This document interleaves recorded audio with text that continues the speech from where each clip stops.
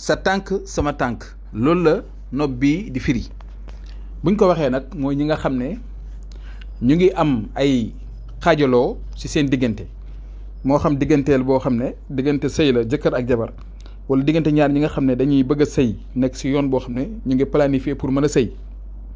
wala ñoo xam ne sax dañuy ànd ay xarit leen wala sa patron wala ki ngay liggéeyal wala ku mënti doon ànd boo xam ne daal bëgg nga dara du leen tàqali ànd boo xam ne bëgg nga lu ngeen di gën di xëy ànd bi di gën di neex ba seytaane du si dugg nit du leen mën a dëddale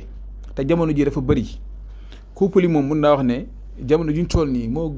ëpp lu ñuy faral di jot si ay message yu ñu jot bu dee téeméer la mun naa wax ne 95 yëpp wala 90 yëpp si affaire diggante lañ lay wax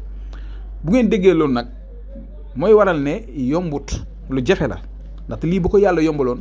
maare day taal yi kon nit mooy toog fa mu neex rek jug def dara mu sotti léegi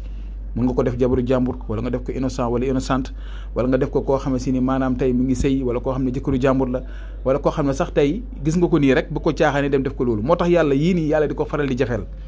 moo tax nag ñun ñi nga xam ne tey am na lu ñu ci xam bu fekkee ne jàng nañ ay secret yu bëree bari lu jëm si wàllu nopp lu jëm si wàllu diggante boo si yoree fukk mun naa wax ne benn si baax wala ñaar wala sax lépp sax du far baax yombut man lu ma yor si ay secret lu jëm si wàllu nopp kenn xamu nu mu toll waaye mun naa leen wax ne bii ma leen di wan nii di leen koy expliquer te ñu koy liggéeyee si mbir mi ngeen gis nii nga xam ne dañ koy liggéey si xuwaati moo da baax mu sellas ñaar yëpp ba pare liggéey ko si seen tur suñ paree itam liggéey ko si buddu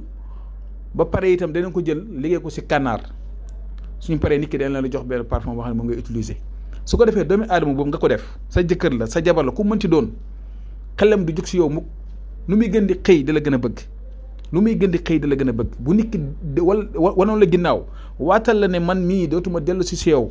ba parfois day am nit mën na mer wala ñu am lu ñu def seen diggante ba nit ki gis la ak gis ay butitam lay yemale wan na la ginnaaw day dellu si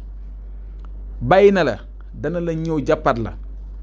moo xam nit ki lu ngeen mënti jotee ak jotee bi nu mënti demee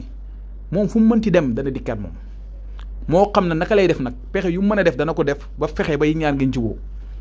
te di ngeen àndaat koo bëgg a takk bëgg a seey moom si farata boo ko defee di ngeen sëy incha allah rabbi su neexee yàlla ndax lépp nag mu ngi aju si ndogalu yàlla suñu borom ñun xam-xam bu ñu mënti yor itam duñ ko bàkkoo yàlla mooy mottali dégg nga boo dóoree mu dal yàlla lay neex waaye ñu xam nañ lu ñuy def bu baax a baax moo tax dañ koy wakkilu si yàlla képp koo xam ne soxla nga ko te nga xam ne farataale si tax a jug du ay caaxaan du ay fo buñ si déggantee si numéro boobu noonu 76 605 63 19 am na whatsapp wala ngeen wooñu buñ si déggantee nga wax ñu lu wér si kàttanu yàlla dinañ si dimbalante yéen ndaxte ku nekk ak li nga xam si nga mën a jaamoo yàlla ñun nag lu ñu xam nag dinañ si ñëw dimbalante si ay yéen du leen nag assuré du leen waatal ndaxte yàlla rek moo mën yàlla rek moo xam waaye lu ñuy def ñun xam nañ ko defati ko ay yoonu te secret yu ñu am yëpp yaakaar naa ne bii bokk na suñ si gën a wér wala sax mu gën see wér kon nag mu ngi noonu képp kuñ ko liggéey rek sa xol dana si sedd te yaakaar naa ne di nga ñu oo beneen yoon boole ñu ay yeneen nit wala itam nga kontaan si ñun te loolu lañ si jublu kon yal na yàlla mu ñu dëgg a topp yàlla defar diggante yëpp si jaare si baatin asalaamaaleykum wa rahmatullahi wa barakatuhu